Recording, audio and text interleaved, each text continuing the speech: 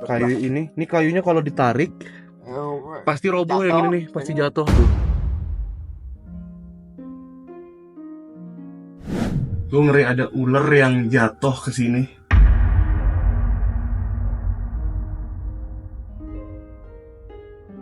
Gue kayaknya denger suara rintik.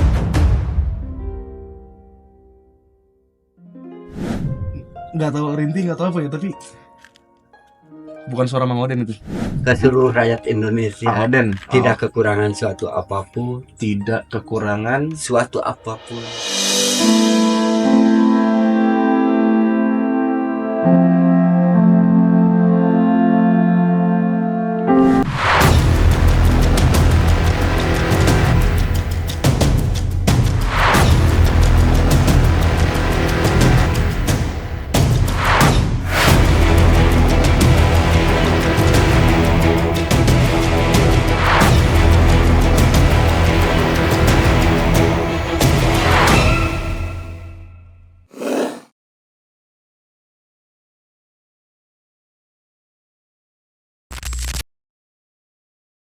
Sepi, sendiri, gelap dan khawatir.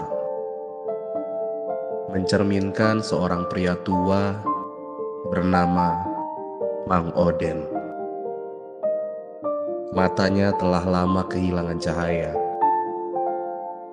dan dunia yang ia kenal kini hanya tinggal bayangan samar yang tak lagi bisa ia raba.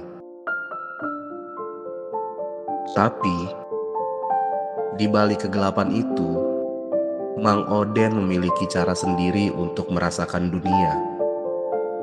Dengan telinga, ia mendengar setiap langkah kecil dari alam yang ia cintai.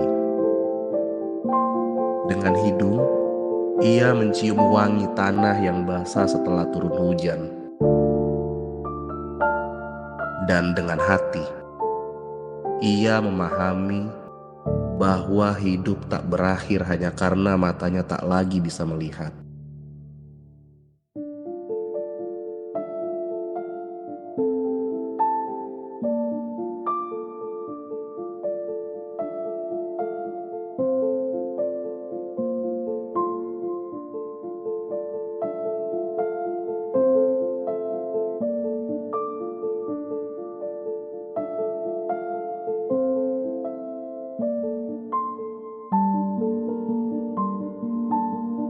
Mang Oden tinggal di sebuah rumah yang sudah tak lagi kokoh.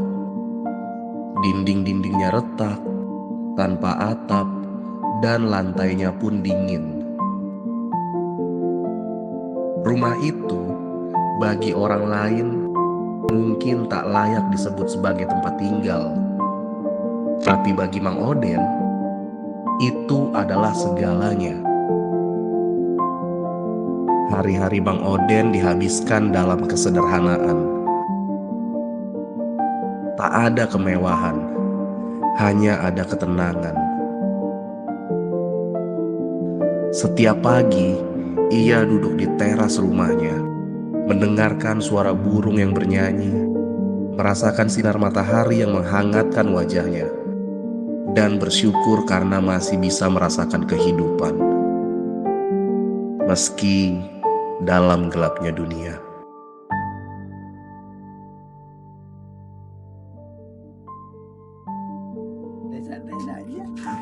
Waalaikumsalam.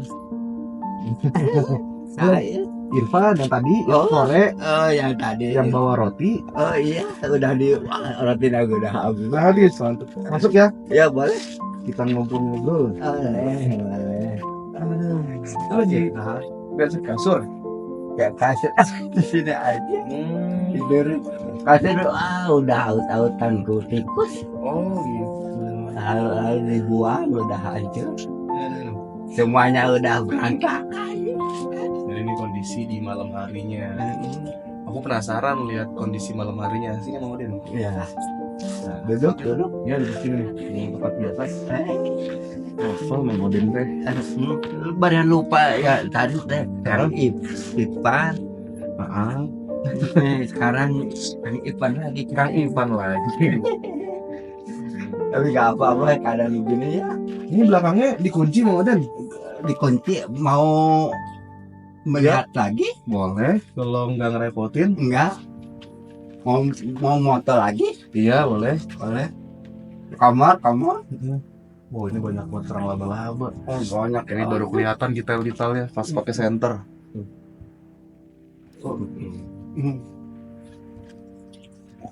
Nah, usianya 32 tahun teh. Apa? Bangunan teh Bangunannya ya. usia 32 tahun. 34 tahun. 34 tahun usianya. Ya anak teh. Ya pantas harus diperbaiki saja, dibarukan lagi saya. Kok sampai ada sarang tawon baru lihat gua.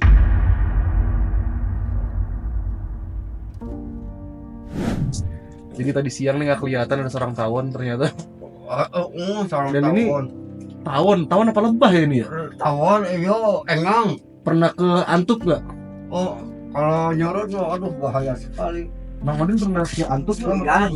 Nggak pernah ya? Enggak bah disentuh. Itu dulu ke calon bersahabat lah.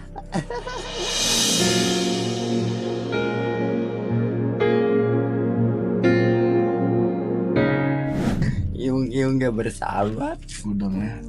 Ya, Ntar ya. kita liatin gudangnya bagian dalam sini guys. Oh, nanti dibakar semuanya.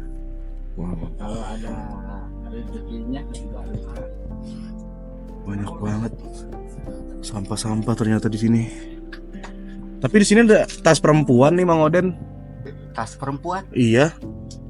Tasnya apa ini? bekas ibu mungkin Oh, bekas ibu ya. ya waktu itu. Dan kalian bisa lihat ya bagian atasnya tuh. Dan ini cuman diganjel pakai kayu. Tuh, Kayaknya lah kayu ini. Ini kayunya kalau ditarik pasti roboh Jatuh. yang ini nih, pasti jatuh tuh. Ya. tahu. Astagfirullahalazim. Ya Allah, ya Rabbi. Yang sana udah roboh. Yang mana? Yang itu yang jendelanya udah hancur. Ya, udah kelihatan. Iya. Udah ditunjal ya. Udah ditunjal. Di sini banyak banget nyamuk, teman-teman. Ya. Ini sengaja pakai sweater biar nggak gigit nyamuk. Iya, pasti banyak dah. Iya. Yang jadi masalah saya pakai celana pendek jadi digigitin di kaki. Astagfirullah. Yang ke belakang lewat sini tadi ya? Iya, Yang iya. kita ke bagian belakang ya? Ya kan lewat sini kan ya? Coba kita lihat ke belakang dulu. Mang Oden, aku lihat ke belakang bentar ya. Mau jalan depan. Lewat sini aja. Nah, jadi Ya, udah dikunci kan? nggak apa-apa, aku cuma nanti sini doang kok. Dan di sini tuh banyak banget. Apa ini ya? Kayaknya tanah deh ini. Iya, gundukan tanah ini buat apa ya dikumpulin? Belum dikeluarin. Bekas apa Mang Oden? Dulu bangunan lalu diremas jadi perahu buat nanti bahan bangunan. Oh, Dicampur sama yang baru. ya jadi ini banyak banget gundukan tanah, ya kan teman-teman.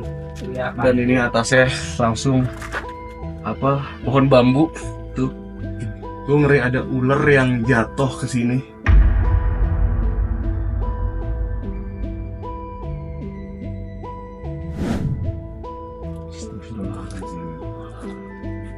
Dan bagian atapnya parah banget ini, serius. Dan ini cuman ngeganjel beberapa kayu doang.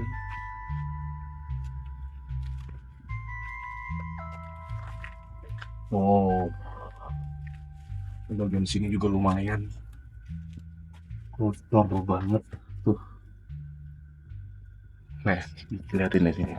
Bentar. Ya guys, ini ada tumbuhan. Gak tahu ini Mang Oden sengaja nanam atau enggak. Tapi yang jelas dalam sini udah bener-bener berantakan banget cuy. Tuh. Astagfirullah.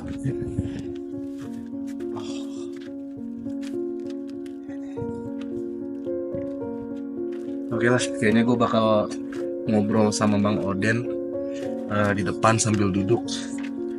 Tapi nggak tahu kenapa ya, kayaknya di bagian belakang sini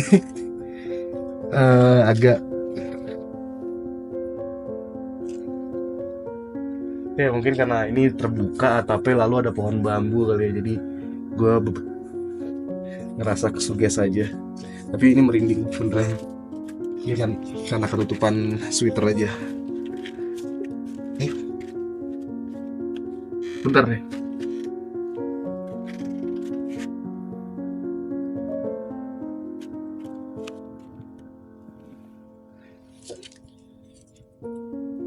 Gue kayaknya denger suara rintih.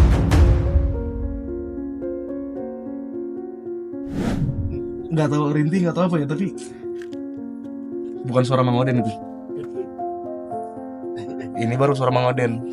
Sebelumnya gue kayak ngedenger. Nah, mungkin suara Mang Oden kali ya. Astagfirullahaladzim. Astagfirullah, kaget ternyata Mang Oden di sini. Mang Oden duduk lagi, Mang Oden. Ah, ya, stuck di sini nih. Oke. Aja.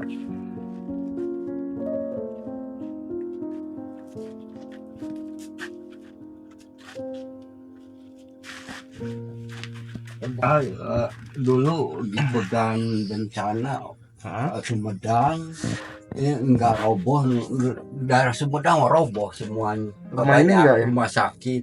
Oh gitu. Dan sana ya baca getaran bumi dari sana. Dari sana laut itu tuh kali getaran nggak roboh itu. Iya. Bangunan udah begini. Mang Oden, tapi Mang Oden tahu nggak sekarang udah presiden yang keberapa sekarang? Presiden kalau nggak salah apa ke 6-7 gitu. Nah, yang tahu siapa? Mang Oden tahunya sekarang presidennya siapa? Ya pendukungnya saya kan Prabowo. Oh, pendukung Pak Prabowo. Pendukung Prabowo itu. Kenapa mau dukung Pak Prabowo? Karena ya orangnya baik lah terhadap negara, terhadap rakyat Indonesia, selalu menjaga gitu. Mantap ya. Mantap. Berarti tahu ya kalau sekarang presidennya yang ke-8 ini Pak Prabowo. Oh, ke-8. Ke-8 Pak Prabowo. Ke-8. Kalau ini mah kalau ya, kalau A Oden ternyata bisa ketemu sama Pak Prabowo, apa yang mau diomongin? Apa ya?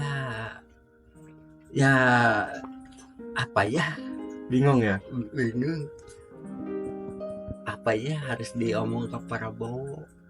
Ya, Indonesia telah mengangkat Prabowo jadi ketua naon?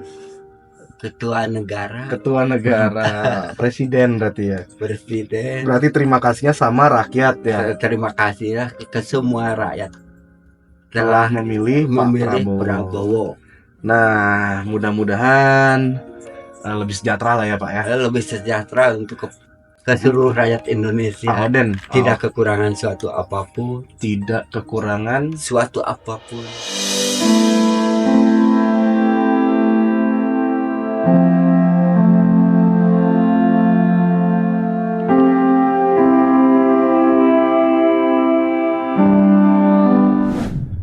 Ini dalam banget. Oden bilang jangan kekurangan apapun itu. Dengan kondisi yang seperti ini, tapi harus apa ya? Harus semangat lah. Harus tetap semangat ya. Tetap harus semangat gitu. Kalau keadaan begini begitu, harus ke seluruh Indonesia kesejahteraan ya. Betul. Harus sejahtera semuanya, tingkat bawah, menengah, dan atas. harus sejahtera. Ini dalam banget ini. Astagfirullahaladzim. Tapi tetap apapun itu harus tetap bersyukur sih sama apa yang kita punya.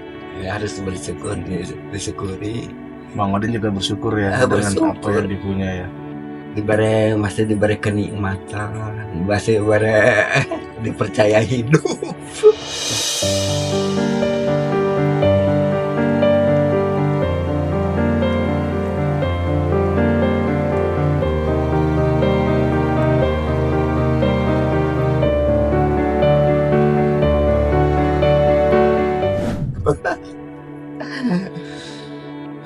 Oh, Tuhan, hamba kurang banyak bersyukur sebelum-sebelumnya, tapi ya ketika ketemu Aoden harus lebih banyak bersyukur lagi sama apa yang kita punya dalam hidup kita.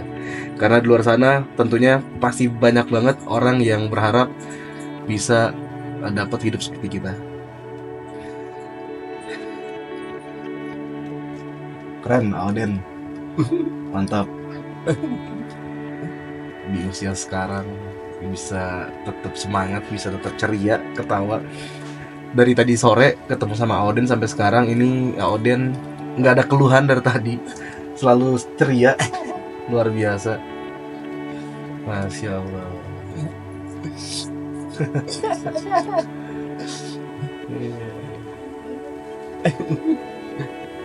Tapi matanya berkaca-kaca Aoden. Itulah jadi sebab ketinggalan dunia pengetahuan ya. Karena gangguan inilah kedua penglihatan. Zaman sampel kan sekarang simple ya, segala simple. Tapi dah keadaannya begini ya tidak. Inilah kisah Mang Oden, seorang pria tua yang hidup tanpa penglihatan, tetapi memiliki hati yang selalu terang. Sebuah pelajaran hidup yang mengajarkan kita untuk tidak pernah menyerah. Apapun yang terjadi dan dalam kondisi apapun. Mang Oden mungkin tidak bisa melihat, tapi dia bisa merasakan kehadiran kita. Dia bisa merasakan cinta yang kita kirimkan kepadanya. Dan dia mengajarkan kita bahwa meski kita kehilangan banyak hal dalam hidup, harapan dan cinta akan selalu ada, menemani setiap langkah kita, bahkan dalam kegelapan. Bagi Mang Oden, kesejahteraan bukanlah tentang harta yang melimpah atau kemewahan yang berkilau. Kesejahteraan adalah ketika setiap anak di negeri ini bisa belajar tanpa rasa takut. Ketika setiap keluarga bisa duduk bersama di meja makan dengan senyum di wajah mereka. Dan ketika setiap orang bisa saling membantu tanpa memandang suku, agama, ataupun warna kulit. Mang Oden mungkin tidak bisa melihat, namun ia bisa merasakan apa yang terjadi di negeri ini. Setiap malam, dalam doanya yang penuh keikhlasan, ia memohon agar Tuhan melindungi dirinya dan bangsa ini. Ia berdoa agar negeri ini tidak ada lagi orang seperti dirinya. Mang Oden hidup dengan apa yang ia miliki, bukan dengan apa yang ia impikan. Ia tak pernah mengeluh tentang nasib yang diberikan kepadanya. Baginya, setiap pagi yang datang adalah sebuah keberkahan. Setiap langkah yang ia ambil adalah sebuah anugerah. Tanpa bisa melihat, Mang Oden mampu merasakan keindahan hidup dengan cara yang berbeda. Melalui suara angin yang berbisik, melalui aroma bunga yang bermekaran, dan melalui hangatnya sinar matahari yang menyentuh kulitnya. Bagi Mang Oden, hidup adalah tentang menerima dengan ikhlas, tentang bersyukur atas apa yang ada, bukan meratapi apa yang tiada. Setiap hari, ia tersenyum kepada dunia. Meski dunia tak lagi bisa ia lihat, dalam kesederhanaannya, Mang Oden menemukan kebahagiaan yang sejati, kebahagiaan yang lahir dari hati yang selalu bersyukur, dari jiwa yang damai, dan dari hidup yang dijalani tanpa keluhan.